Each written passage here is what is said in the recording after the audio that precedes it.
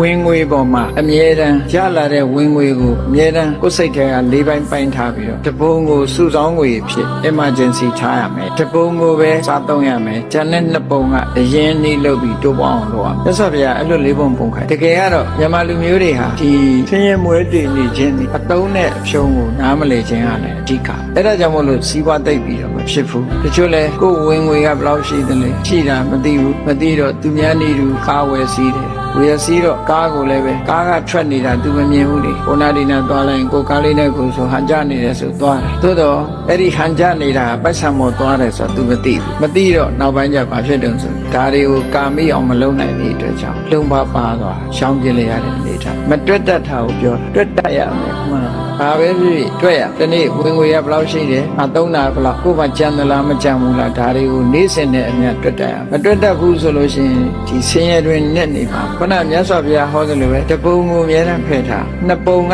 တိုးပွားလောက်အောင်လုပ်ဖို့လုပ်တတ်ရကြံတဲ့တပုံပဲစားတဲ့ထဲရပဲလူမြတ်စွာဘုရားဒီလိုဆိုတာနော်အခုကတော့မဟုတ်ဘူး၄ပုံပုံရင်၅ပုံတော့စားတယ်ကြံတဲ့တပုံကကျွေးပမာပို့ပြီးတော့လုပ်တာအဲ့ဒါကြောင့်မို့လို့ပမာတွေကစီးပွားရေးမဖြစ်ကြဘူးတိတ်ဆင်းရဲသွားကြတယ်အများစုကိုပြောတာနော်ချမ်းသာတဲ့လူမရှိဘူးလို့ပြောတာမဟုတ်ခြေနေကောင်းတဲ့လူကချမ်းသာအကယ်၍သာဒီအတိုင်းလုပ်လို့မချမ်းသာဘူးဆိုတော့ကျွေးမတင်ဘူးအဲ့ဒီပုဂ္ဂိုလ်ကရသော်ဘုရားစကားအတိုင်းလိုက်နာမယ်ဆိုဘယ်တော့မှကျွေးမတင်